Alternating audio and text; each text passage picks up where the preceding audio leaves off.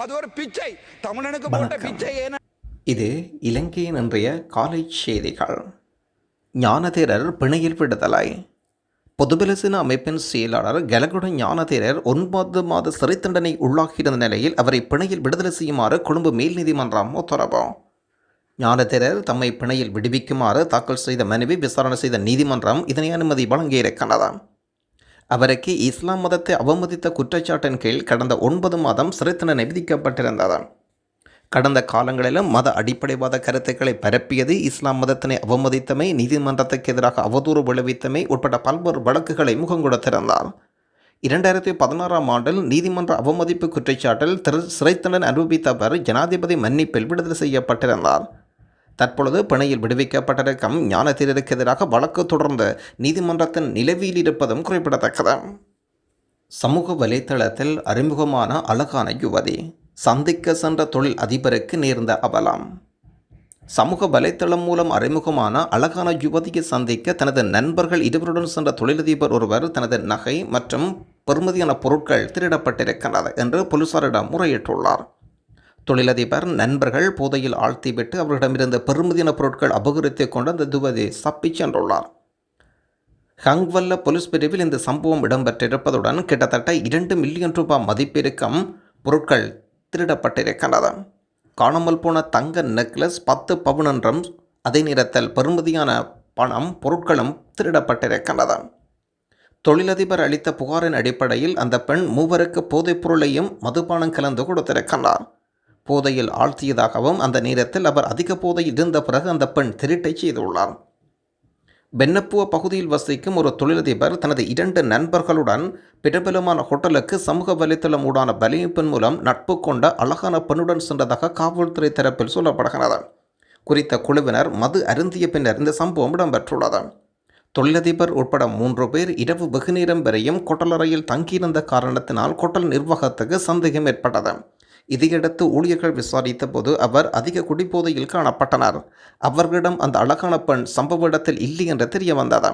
பின்னர் ஹோட்டல் ஊழியர்கள் தொழிலதிபர் 3 பேரையும் எழுப்பிய பிறகு தொழிலதிபரின் அனைத்து பொருட்களும் மாயமாகி இருக்கிறது. இது குறித்து வென்னப்போ போலீசார் மேலதிக விசாரணைகளை மேற்கொண்டு வருகின்றனர். கனிமுல்ல சஞ்சீவ கொலை பிரதான சந்தேக நபருடைய தாய் தந்தை உறவுகள் கைது. கனிமுல்ல சஞ்சீவ கொலை சம்பவத்துடன் தொடர்புடைய 2 கொழும்பு குற்றத்தடுப்பு பிரிவினரால் கைது செய்யப்பட்டுள்ளனர். கைது செய்யப்பட்டவர் கொலையின் பிரதான சந்தேக நபரான இசாரா செவ்வந்தியின் தாய் மற்றும் அவரது இளைய சகோதரர். கடந்த 19ஆம் தேதி புதுக்கடை நீதிமன்ற வளாகத்தில் சஞ்சீவ சுட்டுக்கொலை படுகொலை செய்யப்பட்டிருந்தார். இதுவரை இந்த குற்றச்சூழலுடன் தொடர்புடைய 10 சந்தேக நபர்கள் கைது செய்யப்பட்ட நிலையில் கொழும்பு குற்றத்தடுப்பு பிரிவினர் மேலதிக விசாரணைகள் தொடர்கின்றன.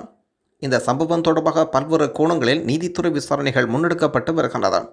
தற்பொழுது நீதிபதி சட்ட அமுலாக்க அதிகாரிகளின் கீழ் சம்பவம் தொடர்பான விரிவான விசாரணைகள் மேற்கொள்ளப்பட்டு வருகின்றன. கொழும்பிலும் ஏனைய பகுதிகளிலும் தொடர்ந்தும் துப்பாக்கி பிரயோகங்கள் கேட்டுக்கொண்டிருக்கின்றது. இதன் காரணமாக தனக்கும் பாதுகாப்பு வேண்டும் என்றும் அர்ஜுனா கோரிக்கை.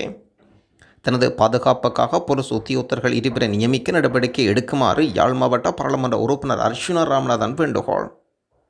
அவர் மேலும் கூறுகையில், அண்மையில் நான் எதிர்கொள்ள நேர்ந்த சம்பவம் ஒன்று எனக்கு பாதுகாப்பு அச்சுறுத்தலை ஏற்படுத்தியிருக்கிறது. இரவு யாழ்ப்பாணம் பலம்புரை ஹோட்டலில் மீதும் எனது செயலாளர் மீதும் தாக்குதல் நடத்தப்பட்டது. எனினும் நான் அறியாத வகையில் சடுதியாக எனக்கு எதிரான வழக்கொன்றும் கொடுக்கப்பட்டிருக்கிறது. ஆகவே கனிமுல்ல சஞ்சீவன் நீதிமன்றத்தில் கொலை செய்யப்பட்டுள்ளார். அதேபோன்று கடந்த வாரங்களில் பல்வேறு கொலை சம்பவங்கள் நாட்டில் இடம்பெற்றிருக்கிறது. எனக்கு ஏற்பட்டுள்ள அச்சுறுத்தல் தொடர்பில் சிறப்புரிமை முன்வைக்கின்றேன். எனக்கு 2 பாதுகாப்பு உத்தியோகத்தர்கள் எனது பாதுகாப்புக்கு நியமிக்குமாறு நான் கேட்டு நிற்கின்றேன். இது தொடர்பான வேண்டுகோளை பொது பாதுகாப்பு அமைச்சருக்கு அனுப்பியிருக்கின்றேன். அதற்கு பதிலளித்த சபாநாயகர் சிறப்புரிமைகள் தொடர்பான பிரச்சினைகள் இருப்பேன், அது தொடர்பில் ஆராய்ந்து நடவடிக்கை எடுக்கப்படும் என்றும் சொல்லியிருக்கின்றார். ஜனாதிபதியின் நேரம் நாட்டுக்கு சொந்தம். அவர் 12 மணித்தியாலயங்கள் தெருவில் பயணிப்பது நேர விரயம். நான் எளிமை சிட்டிசன் ஜனாதிபதி அனுரகுமார திசாநாயக்காவுக்கு இது தெரியும். இன்று ஜனாதிபதியாக இருக்கும் அனுரகுமார் திசாநாயக்கா எளிமையாக இருப்பது நமக்கு மகிழ்ச்சி. ஆனால் ஜனாதிபதியின் நேரம் நாட்டுக்கு சொந்தம். கடமை காரணமாக அவர் போயிருக்கின்றார், யாழ்ப்பாணம் போய் வருகின்றார். எனக்கு 12 மணித்தியாலயங்கள் தெருவில் பயணிப்பது நேரவிரயம். பட்ஜெட் சந்தர்ப்பில் சொன்னேன், முன்பு இப்படி வானூர்தி பயணங்கள் ராஜபக்சர்கள் முறையற்ற பயன்படுத்தியதை இதனுடன் போட்டுக் குழப்ப தேவையில்லை. எளிமை என்பது வேறு. நமது அபிப்பிராயம் என்பது வேறு என்றும் பதில் வழங்கியிருக்கின்றார் மனோ கணேசன். முஸ்லிம்களிடையே நிலவும் அறியாமைகள் குறித்து யமத்துல் உலமாவுடன் பேசிய சம்பிக்க ரணபக்க.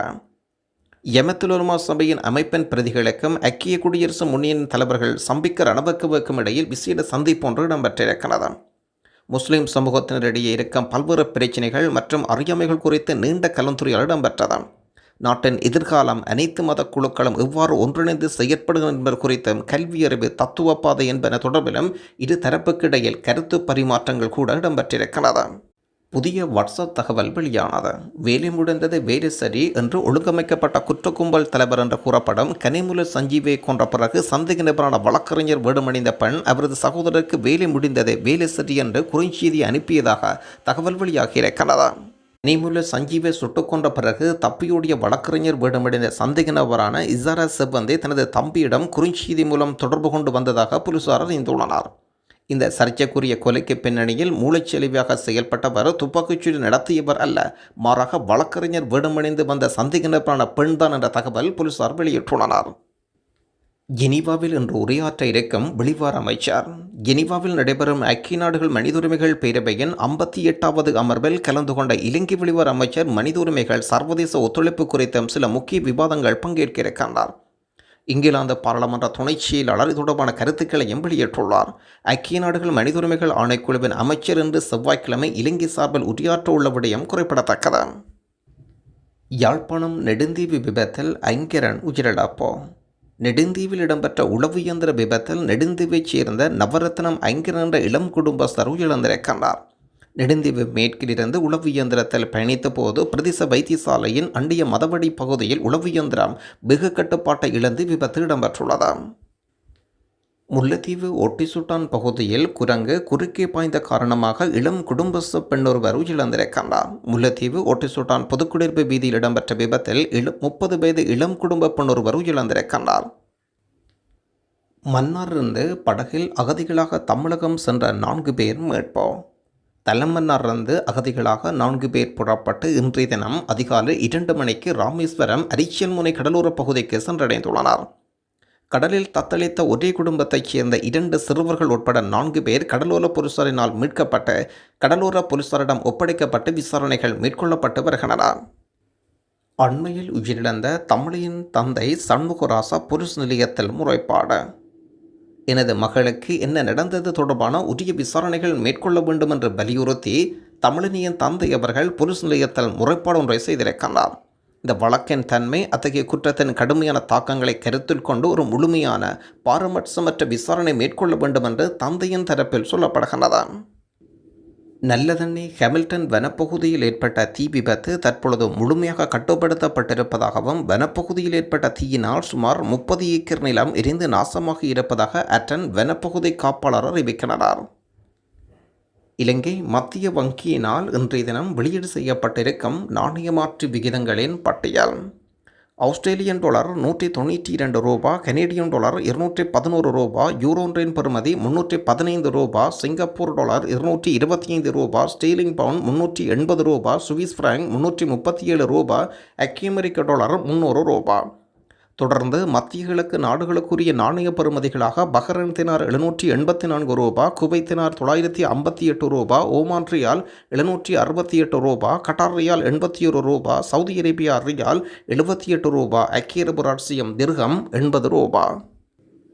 சிவராத்திரியை முன்னிட்டு ஊவா மாகாண தமிழ் பாடசாலைகளுக்கு 27ஆம் திகதி விடுமுறை. கம்பளையில் குளவிக்கோட்டுக்கு இலக்கான 9 மாணவர்கள். கம்பளை கல்வி வலயத்துக்கு உட்பட்ட துளுவ குருக்கலை இலக்கம் ஏரத்தின ஆரம்ப பாடசாலையில் கல்வி பயிலும் 9 மாணவர்கள் குளவிக்கோட்டுக்கு இலக்கான நிலையில் கம்பளை வைத்தியசாலையில் அனுமதி. 149 மாணவர்கள் கல்வி பயிலும் பாடசாலையில் இன்று மதிய நேர இடைவெளியின் போது இந்த சம்பவம் இடம்பெற்றுள்ளது. வெளிநாடுகளில் பதுங்கியிருக்கும் பாதாள குழு உறுப்பினர்களுக்கான வலை. எஞ்சியிருக்கும் அனைத்து கடவுச்சீட்டுகளும் 1 மாதத்தில் வழங்கி வைக்கப்படும் என்றும் இதே நேரத்தில் வெளிநாடுகளிலிருந்து செயற்படும் பாதாள உலக செயற்பாடுகள் மேற்கொள்ளும் நபர்களை அடையாளம் கண்டு அவர்களை கை செய்ய நாட்டுக்கு கொண்டு வருவதற்கு ராஜதந்திர மட்டத்தில் தீவிர நடவடிக்கைகள் எடுக்கப்பட்டு வருகின்றன. பதில் போலீஸ் அதிபர் சுட்டிக்காட்டியிருக்கிறார்.